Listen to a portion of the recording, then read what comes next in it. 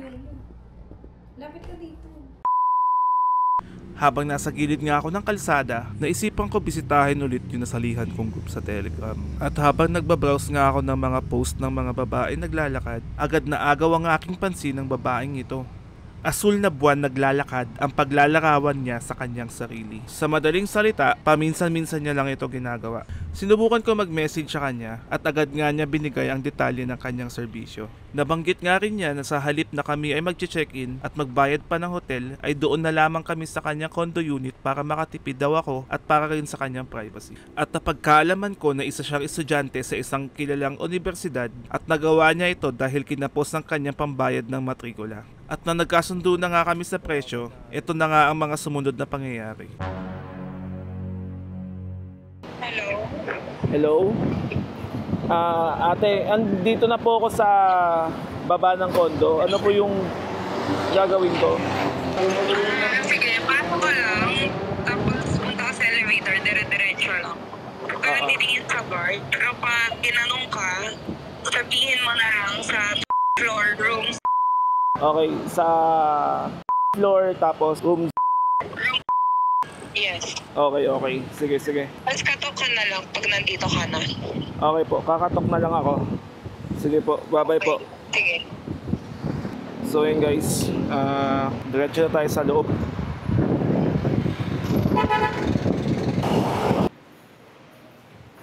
Saan ba yung elevator dito? Po, kuya.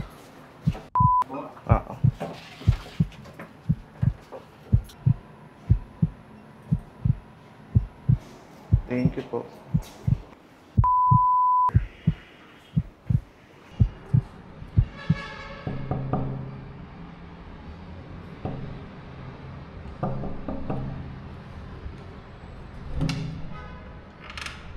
Ikaw po yung kachat ko sa Telegram. Opo. Bakit may camera? Explain ko na lang po sa inyo, ate, ba't may camera akong dala. Sige, kuya, pasok ka naman. Baka may makakita sa'yo.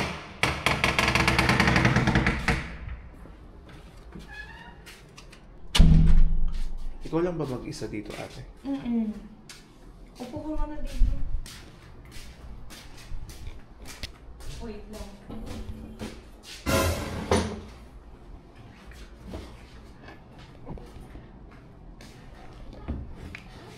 Bakit nga pala may camera? Kaya po ako may dalang camera kasi binavlog ko po yung mga ganito. So, nakikipag-meet po ako dun nga sa group chat. Tapos, ini-interview ko po yung babae kung bakit siya napasok sa ganitong klaseng trabaho. Yung message mo kanina, parang kaya ka nanghihingi is kulang yung pang-tuition mo. Magkano ba yung kulang? 5K. Okay, 5K. Paano yan? Paano mo ko babayaran? Hindi naman tayo pala Bibigyan ko pa rin naman po kayo. Kasi nga, syempre, interviewin ko na naman po kayo. Okay lang ba? Okay lang. Pero, blurred ba mukha ko dyan? Baka makita. Di ko naman po pinapakita. Usual naman po, di ko naman pinapakita yung mukha ng mga ini-interview ko. Sure ah? Sige. Pero, wait lang. Comfy ka ba dyan sa inupan mo? Medyo matigas. Oo, matigas talaga. Mas mali pa tayo doon. Ayusin ko lang yun. Wait lang. Sige. Okay lang ba na silip lang ako sa bintana? Okay lang.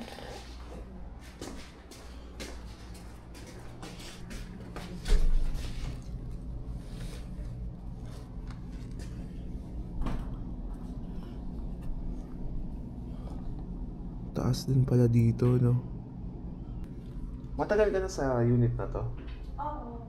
Hindi mo. Ano? Okay na. Wait lang.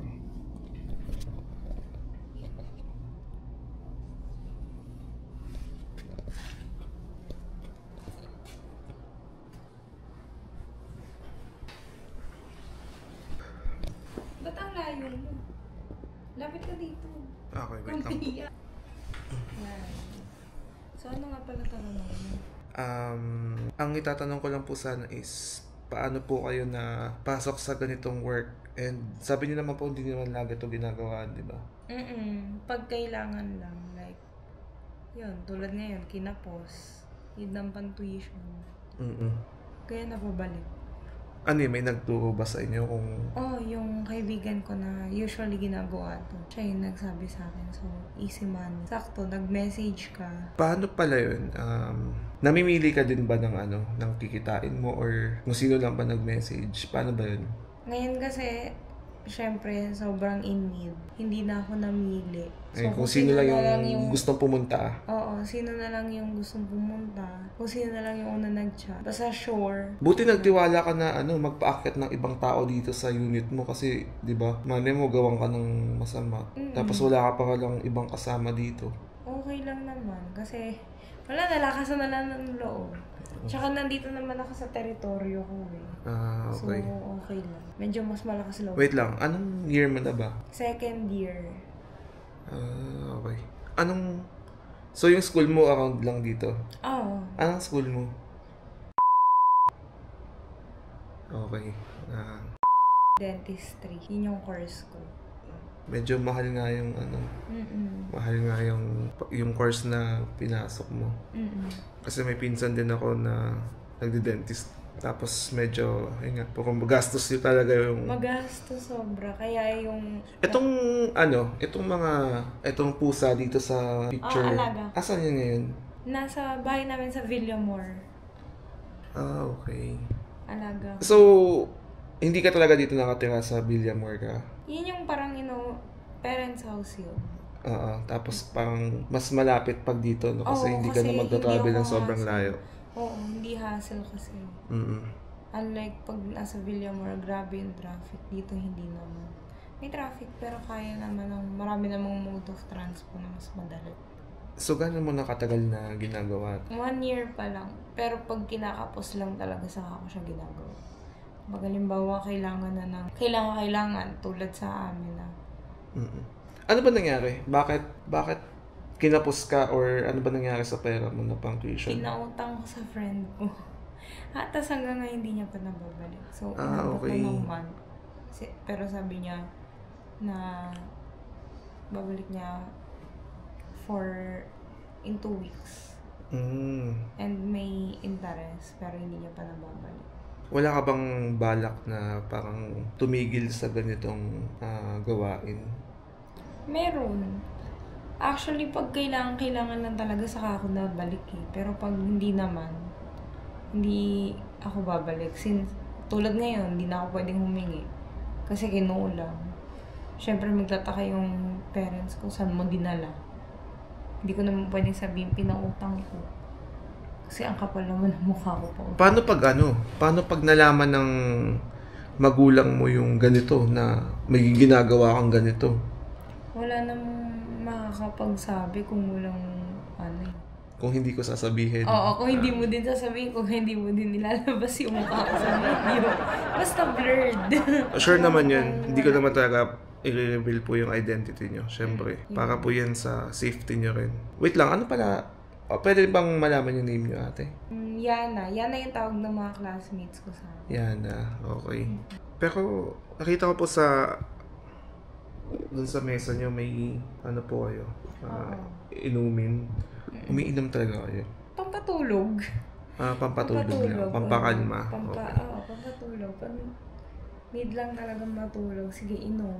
1 glass, punong glass na yun. Okay na yun. Gusto mo uminom? Hindi po ako umiinom. Sure na? Opo. Hindi po mahilig uminom hanggang milk tea lang po. Milk tea? Okay. Hindi po ako umiinom. Actually po may allergy talaga ako sa alak. Namumula. Sure ka na? Ayaw mo talaga? Para hindi sayang. Yung punta mo. Hindi po talaga, ate. Kasi ang bala ko lang po talaga is magdanong po sa inyo, mag-interview. Gusto ko lang po malaman yung story kung bakit po ganito yung nagagawa ng isang babaeng dun po sa group chat na yun. Sigurado ka? Sigurado na yan? Sure na yan? Wala po akong hilig sa ganun. Pero di po ako bading Ano lang po talaga. Mataas lang po talaga yung respeto ko sa inyong mga babae. Tsaka, hindi ako nakipag ganun pag hindi ko mahal. Wala po ba kayong boyfriend? Wala. Bakit? Wala eh. Parang napagod. Parang wala din. Wala. Para mas makapag-focus lang din ako. Oo, may sabagay, mahirap. Distraction kasi masyado. So, gano'n na po kayo katagal na, single? 3 years. 3 years na. Ilang taon na po ba kayo? 23. Okay. 23. Sure ka ba? Sure ka na talaga? Ayaw mo? Ay, hindi Kasi po. mag-wash na ako. Hindi po talaga okay. Thank you, ate, pero... Sigurado ka? Sayang naman. Para may, yung binayad mo. Hindi po, ate. Hindi po. Kasi, para din po to sa vlog ko. Para din po to sa vlog ko and makatulong po sa inyo kahit paano. Siguro po next time, pag nangailangan po kayo, kung matutulungan ko naman po kayo, chat nyo na lang po ako dun sa kung saan po tayo nag-usap. Baka matulungan ko po kayo. Ngayon, kasi pangit po talaga tingnan pag ganito po yung ginagawa nyo. Baka paano pag nalaman po ng magulang Sa nyo. bagay. Oo. Hangit talaga. Pero wala kasing choice eh. Oo. Ito lang din kasi yung naisip na. Sa bagay, hindi ka rin kasi Pwede makaisip makuha na ng ng trabaho eh. Oo. 5K. Student kasi. 5K. Saan ko pupulutin yun ng bukas na yung last day of enrollment. So, pag hindi ako nakahabol, patay ako. Hindi naman pwedeng... Paano ka pala nagko-commute ka lang, pumapasok? Commute. Jeep. Oo. Or pwede din LRT. Gusto niyo hatid ko kayo? Pwede. Hindi pa, joke lang po. White uniform pa naman. Dumihin. Oo, baka maalikabukan po kayo. Hindi, usually binabaon nyo lang yun, di ba? Hindi. Talaga? Pumapasok na kayo Oo, pumapasok na ako na naka-uniform. White uniform. Kasi, hassle eh. Ang dami ko nang andali. Tapos, babawunin ko pa yun. Pero wala naman po naniligaw sa inyo ngayon. Or meron din naman. Meron, pero hindi ko ina-entertain. Oo, kasi panggulo eh. distraction nga. Minsan pag ginawa mo na, praning. Tapos seloso pa. Seloso. Lagi kang hinahanap. Pupulisin ka na, ayoko na ganun. Anong oras na po ba, ate? 11:30 na. May gusto ka ba? Gusto mo kumain water? Ay, hindi na po. Siguro sa pag-uwi ko na lang po. Sigurado ka? Kasi baka hinahanap na rin po ako sa amin eh. Sure ka ha? Na ayaw mo na, kahit water man lang? Hindi, okay na po ako. Okay. Ay, yung pala, yung promise ko sa'yo, wait lang. Yung bayad ko, instead na tayo, in-interview na lang kita. So, at least para pag may pambayad ka pa rin sa tuition mo. Sure. Bilangin mo para sure.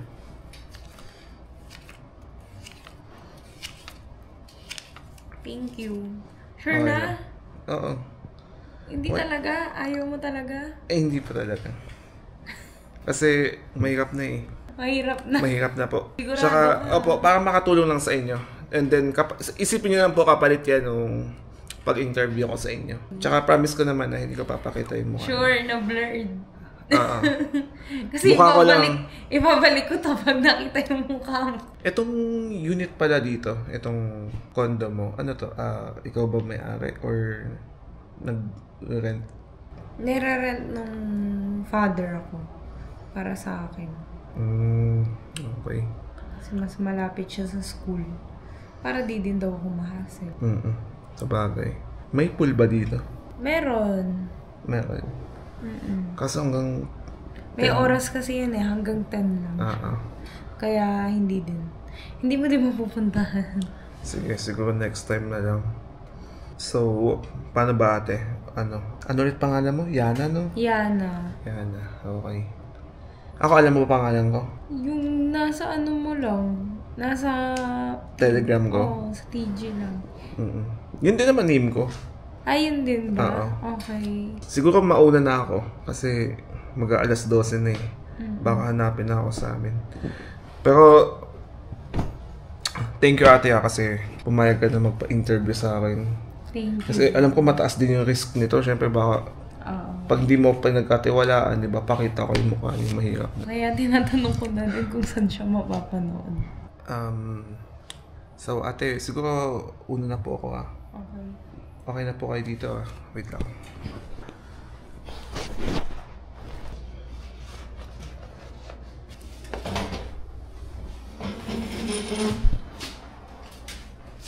Hatid na kita. Sige.